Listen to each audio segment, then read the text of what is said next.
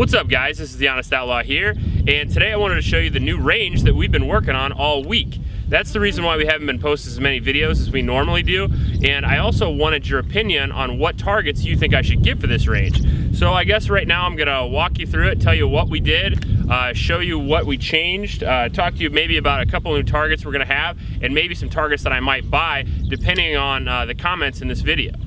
Alright, so first thing I want to talk about is the Fab Defense Targets. Fab Defense sent these to me. That was kind of nice of them. People were asking me about them. They're polymer targets, plastic targets. I'm going to do a full review on these in the future. I just got so many comments in my previous videos asking what they are. They're just plastic, self-healing targets essentially that you paint over and you pop and you can see where the bullet holes hit, but you can shoot them from point blank range and you don't have to worry about any ricochets, which is kind of nice. Even with rangeable ammo, if you shoot really close, you might have some ricochets. This, no issues at all.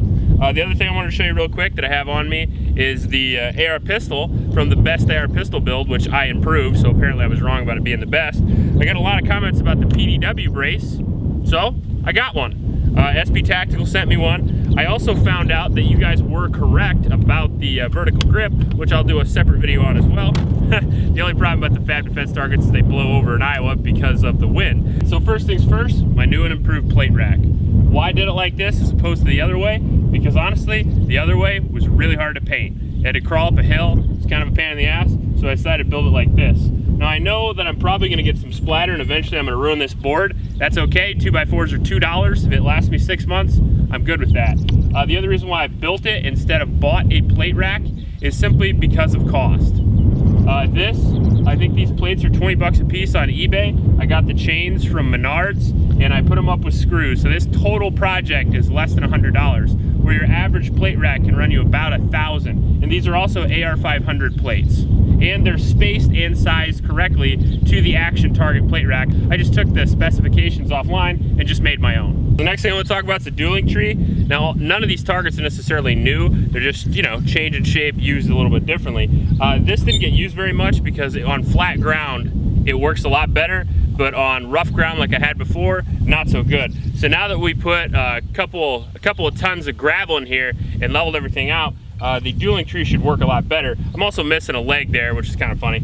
But Dueling Trees are super awesome and really fun to shoot with a buddy or even just to practice vertical strings of fire. The next thing we have here is we have a shoot steel, I don't know, AR500 something or other. All these targets are AR500 steel. This was overly expensive. Honestly, wouldn't suggest this. I bought this target originally to long range shoot with it. I wanted something small enough that I could carry it out into the field and use, and also have it knocked down so you could see impacts from further away, which is nice, right? Because it's got the spring on it, so when it knocks down, it comes back up.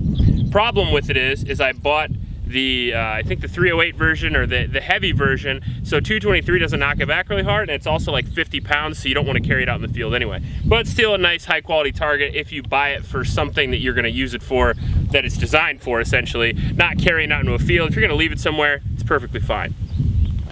Next are some cheapo eBay targets that I've had forever. This is just an AR500 3/4 inch plate. You'll see a couple of those running around here, and I just use a standard cheapo eBay attachment with a standard cheapo eBay stand. Just as cheap as possible. This target is one of my oldest targets. It's got a few divots in it because I shoot it with rifles at like 50 yards. Still works great. So honestly, when people say you have to buy super expensive steel targets, I probably shoot, I don't know, 5, 6, 7, 10,000 rounds a year, and this thing's still standing. So if that tells you anything, I guess it does.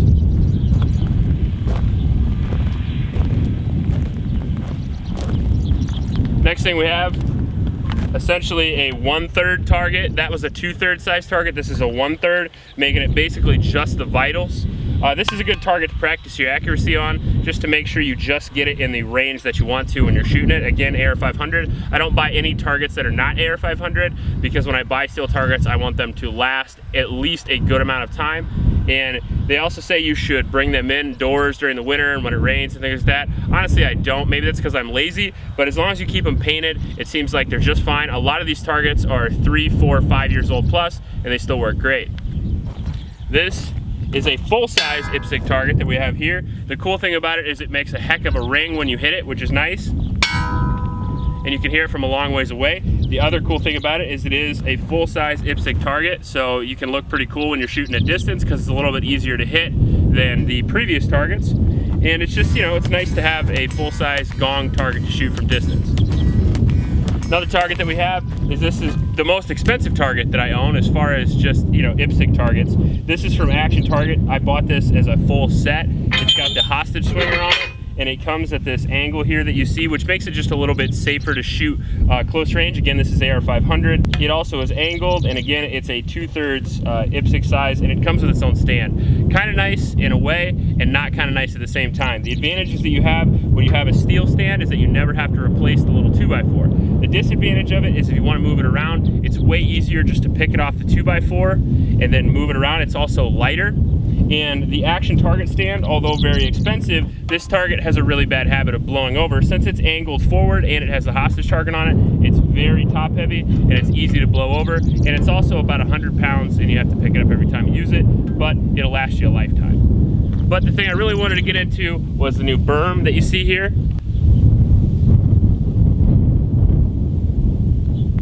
Basically what we did was, we're digging a pond anyway, so we figured, you know, we shoot a lot, why not have a more professional berm? And it really wasn't that expensive. We took all the dirt we were gonna have from the pond originally, we piled it up, we had it pushed up, and then me and one of my buddies, we stuck these railroad ties in here, and then we filled it with gravel.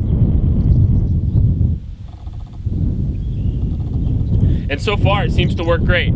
The way we handled the railroad ties was essentially we just drilled holes in them and we jammed rebar down into the ground, which is really nice. We hold them into place. And honestly, it's not holding that much weight anyway, but still makes it look nice, and it makes it look like a clean, crisp line, as opposed to the dirt falling all over the place. Because eventually, if you build a dirt wall, it will crumble. Regardless of what you do, it will crumble a certain amount, and this way I get to fit more targets in the space that I have. The other cool thing about it is I made it bigger, so I'm able to strafe laterally a little bit more and practice my moving shots a little bit better. The other cool thing about the range is that my Achilles, you know, I don't know if you guys watch my channel, I tore my Achilles earlier this year. That's healing a little bit. Plus, adding the fact that we now have a flat, wider range, I should be able to shoot and move a lot more, which should make the footage a lot cooler, hopefully. I'm also gonna add in some barrels that you'll see over here. I got about 10 of these barrels that we can use for, you know, cover type stuff, laying stuff on, doing all kinds of nice, interesting stuff with those things. And if you shoot them, you know, it doesn't matter. They just put holes in them, and you're not gonna fill them with water. It doesn't really matter anyway. And they serve as a nice kind of range piece. The other thing I wanted to say is, if you guys have any other interesting targets that you want me to use, please let me know, because we have plenty of space now. We have a lot more space than we did before. I'm thinking about getting a Texas Star maybe. I'm thinking about getting a couple of more IPSC targets, maybe some cardboard target stands, some knockdown. I have some knockdown targets, but I got to figure out an interesting way to put them up so, you know, so they fall over when I want to. I just don't want them on the ground. I'd like them up a little bit higher. If you guys have any ideas on what targets or what target stands or any cool targets at all, leave them in the comment section below. I just wanted to tell you that we have a new range. Once my hand heals a little bit, there's going to be a lot of shooting. I have a lot of guns coming up. The CZ Orange, the M&P 2.0, the CZ P07. I have the AR pistol in the background. I have a new, if you guys check my Facebook page, you'll see that I've got a bunch of other guns yet that I haven't even shown. I have a new Winchester that's pretty rare as well. If you want to see that, please check it on my Facebook page. But I'm going to have a ton of gun reviews coming out this summer and on this new range, and the footage should be a little more exciting. We have some new camera equipment coming up, and I'm just really excited about this summer of shooting. If you like this video, please like and subscribe. Please help out your local homeless shelters, and remember to recycle. I'll check you later.